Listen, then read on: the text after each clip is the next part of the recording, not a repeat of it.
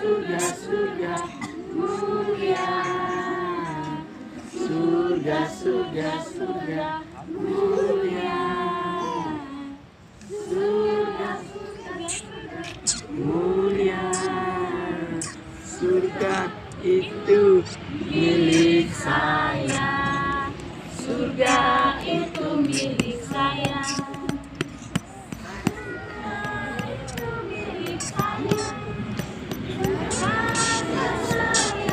Sudah bertobat, surga itu milik saya. Oke, baik, terima kasih teman-teman, silakan duduk. Terima kasih.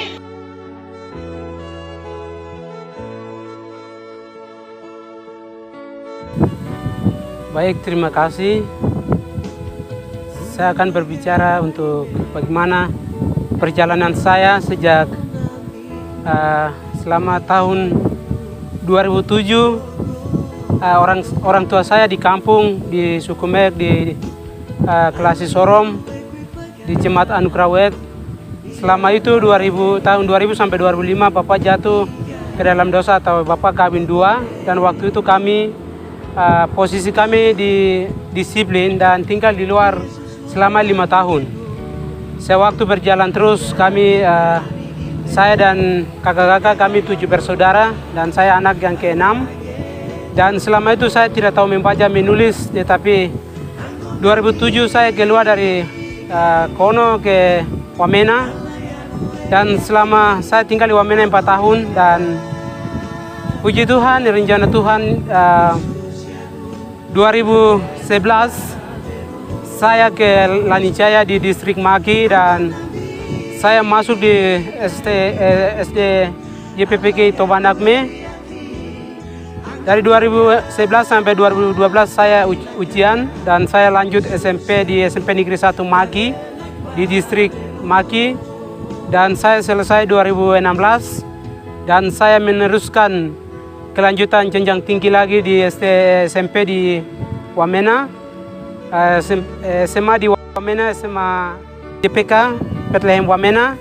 2018 saya selesai, dan 2018 saya lanjut di Sekolah Tinggi Teologi, karena saya mengingat kepada orang tua saya, karena Injil sudah masuk, tapi papa saya jatuh ke dalam dosa atau kawin dua dan disiplin, dan saya mau supaya saya memberikan senyuman untuk orang tua saya, dan saya masuk di STT Kidi 2018. Dan selama perjalanan perkuliahan di STT Kidi selama 4 tahun, puji Tuhan, dan kami tinggal di asrama, dan selama tinggal di asrama kami merasakan rasa lapar.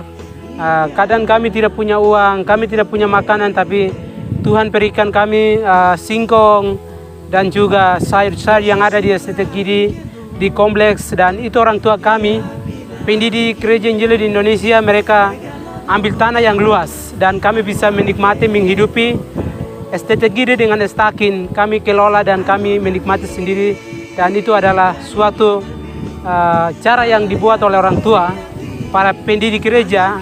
Akhirnya hari ini kami bisa menikmati hasil yang mereka dipilih tanah itu. Dan hari ini kami ada sampai di STT Kidi Papua di asrama Yohanes, dan saya tinggal di kamar yang nomor ke-5, dan puji Tuhan belajar juga luar biasa. Jadi adik-adik generasi penerus Gereja Injil Indonesia, khususnya siapa yang ingin masuk di STT Kidi, semua fasilitas semua lengkap, ruangan kelas pun lengkap, gedung kuliah lengkap, perpustakaan lengkap, dan juga asrama lengkap. Jadi mari belajar dari Taput Kidi, dan kami akan mempertahankan Gereja Injil Indonesia, karena gereja kita adalah tidak ada siapa-siapa yang dididikan. Orang tua mengatakan kami ingin berdiri sendiri. Ya, kami ingin berdiri sendiri, dan mereka didikan sekolah dan juga gereja ini. Dan gereja ini akan mempertahankan kita generasi muda yang ada di 8 wilayah besar di Gereja Injil di Indonesia. Dan bersyukur kesempatan ini saya sudah selesai praktek, dan itu semuanya terkendali oleh Tuhan.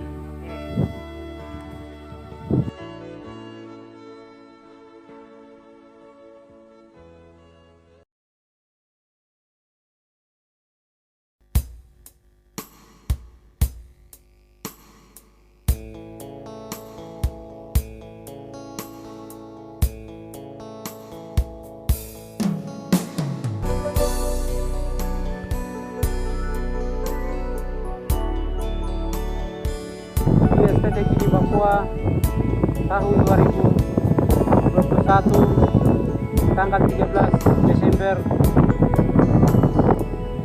Kami mahasiswa praktek atau PKL disingkat, dan kami diutus dari yang sekolah STTJ di Papua dari jurusan teologi dan PAK. Dan kami dari jurusan teologi 61 dan PAK 30 lebih.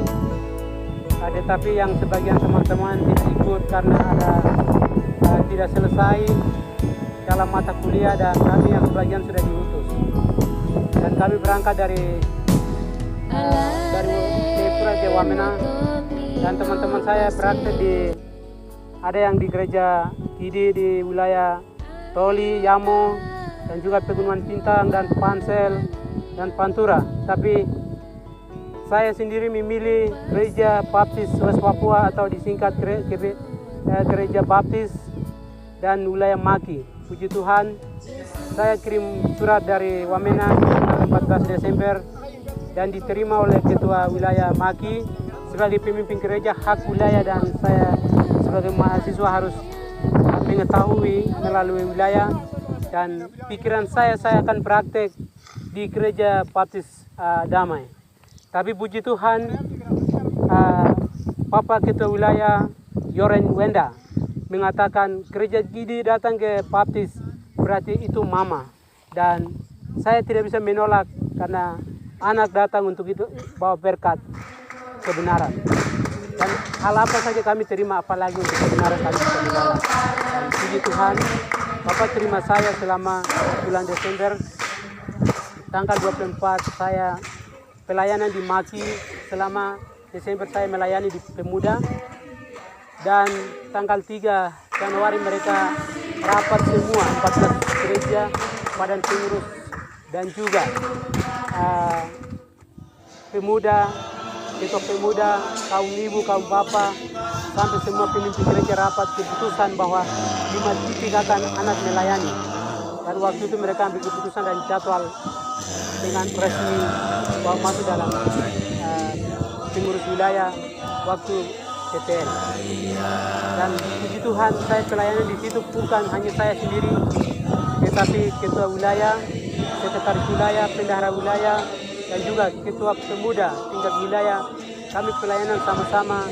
Yang pertama kami ibadah di Andiabur, yang digabung dari 4 jemaat, yaitu Bingkene, Andiabur, Dugumea, dan Indubu. Puji Tuhan. Yang kedua di Maki, yaitu gereja Martir, Damai, Ibame, Laun Kame, Kuning Pagar. Dan yang ketiga digabung di Kulu-Kulu dan Dugumea. Yang keempat Kondena sendiri karena Kondena agak jauh. Dan yang terakhir 5 di Bingkene, Lalgume, dan Bigime. Dan puji Tuhan, saya selama praktek di sana sangat luar biasa. Mereka terima dengan sukacita, mereka sangat menerima dengan rohani, juga mereka sangat betul-betul diberkati oleh Tuhan. Saya mencari alat, saya sebagai manusia biasa, saya tidak punya apa-apa, tetapi kami memberkatakan firman Allah di mana saja, kapan saja kami memberkatakan.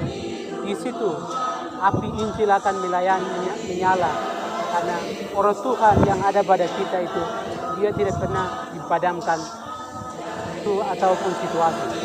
Tapi apa yang kami berbicara tentang kebenaran, disitulah menabur firman, atau disitulah akan menyalakan api Puji Tuhan. Selama itu saya pelayanan dan suasana sangat tenang, dan mereka juga betul-betul diberkati oleh firman apa yang saya sampaikan. Dan mereka selalu, saya sebelum dari mimbar bertanyakan, apakah anakku kembali ke sini ataukah anak pulang terus. Tetapi saya pernah menjawab, saya tidak bisa ambil keputusan, tetapi kita ikuti dengan jejak Tuhan, karena Tuhan arahkan kita kemana, kita ikuti. Karena pemerintahan banyak yang menunggu, tapi gereja membutuhkan tempat Tuhan, dan gereja sangat membutuhkan. Dan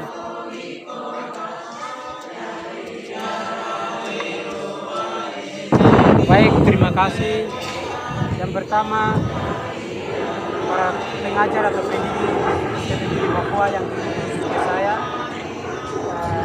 Saya dipraktek di Gereja Baptis. Walaupun saya dari Gereja Injil di Indonesia, tapi kehadiran saya di Gereja Baptis, mereka melihat suatu berkat, yaitu apa yang disiapkan oleh sekolah di STTK di Papua. Waktu itu saya menyampaikan firman Tuhan dan mereka merasakan suatu berkat, yaitu kebenaran rohani, dan penyampaian saya yang saya khotbah mereka merasakan, dan mereka juga dari sekian banyak orang itu ambil keputusan mencari itu di STTK di Papua 5 orang, sekitar 6 orang, dan mereka akan masuk tahun 2022, dan itu adalah buah dari buah pelayanan. Dan yang saya melihat bahwa kita generasi bukan hanya putusan STT Gidi hanya di Gidi saja, tetapi kita bisa melayani di gereja lain, di Gereja Baptis, Gereja Gimi, GKI, dan juga GBD dan GBI, karena kita ini adalah amanat agung Yesus Kristus ada di pundak Gereja Injil Indonesia. Dan Gereja Injil Indonesia hanya penginjilan bukan di luar negeri, bukan di mana saja, tapi di mana kita jalan, kapan saja, di mana saja kita memberitakan kabar baik, supaya pastikan bahwa orang Gidi ataupun orang Papua memiliki Yesus, dan Yesuslah yang akan membawa kita kepada Tuhan di sorga. Untuk itu saya bisa saksikan sendiri, dan saya anak Gidi yang beraktif di Gereja Baptis, dan orang tua saya dari Gereja Baptis, mereka berpesan bahwa kami akan dititipkan anak kami ke STT Gidi supaya dididik, dan selama kami di STT Baptis, Waterpost ataupun STT lain dari wilayah Maki tidak pernah beraktif seperti ini, tapi hari ini saja hal baru yang bisa sekolah teologi bisa beraktif di sini. Dan dari situ kami pikir anak-anak kami juga seperti adik atau anak, tapi anak kami tidak pernah beraktif di wilayah Maki. Tapi ternyata hari ini saja anak kami beraktif, dan mereka banyak ucapan terima kasih. Tapi saya mengatakan bukan saya yang buat, tapi itu Tuhan Yesus yang lakukan. Semuanya Tuhan Yesus yang buat. Kita menjadi alat, dan kita hanya memuji Dia sebab Dia punya amanat yang kita meneruskan.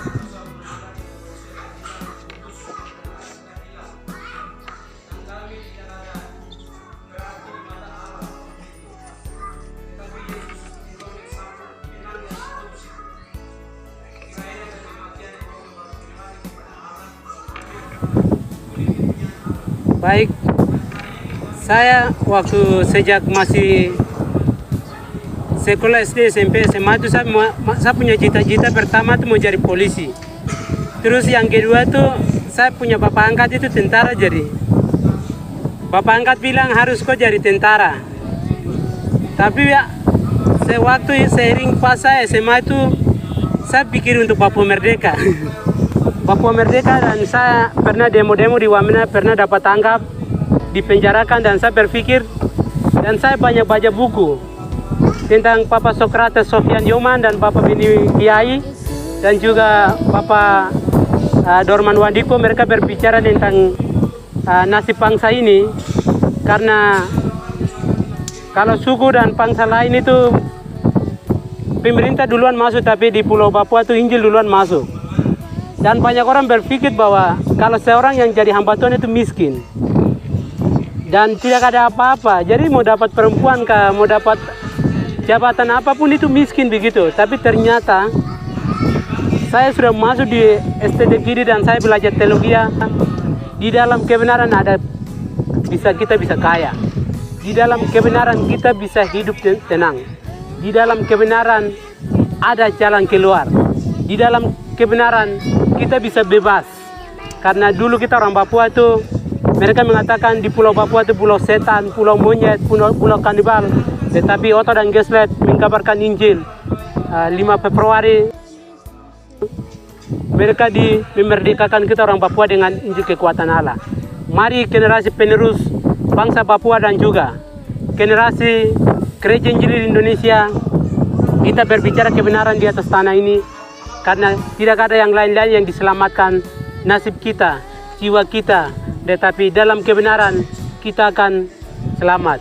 Untuk itu saya berpesan kepada saudara-saudara generasi yang akan datang, berpikir untuk pendidikan di swasta, tetapi berpikirlah untuk kebenaran, supaya kita menjadi pelita bagi Kristus di negeri kita dan amankan jiwa-jiwa dari sini, supaya setiap orang Papua masuk surga sesuai dengan visi-misi gereja Injil di Indonesia mengatakan umat Kidi masuk surga. Berarti bukan orang Kidi saja, tetapi semua orang yang tinggal di Papua harus masuk surga. Itu tujuan.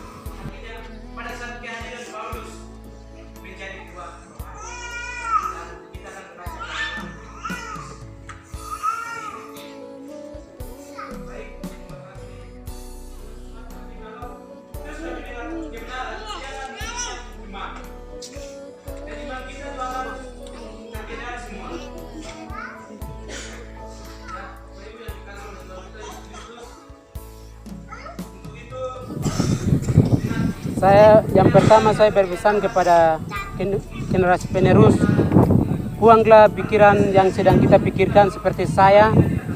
Waktu sejak dulu itu saya berpikir saja di tentara itu uang banyak, dari polisi uang banyak, dan saya bagian sekolah swasta uang banyak. Dan kebenaran tidak ada uang, jadi saya tidak mau sekolah di kebenaran. Ternyata sekarang saya bisa sekolah di STT Kidi dan saya bisa merasakan bahwa berkat dan segala itu ada di dalam gereja dan dalam kebenaran. Yang kedua, jangan berpikir kalau di gereja itu mau sekolah kebenaran itu tidak ada uang dan siapa yang membiayai saya untuk saya berpendidikan dan saya akan wisuda dan lain-lain. Jangan pikir itu.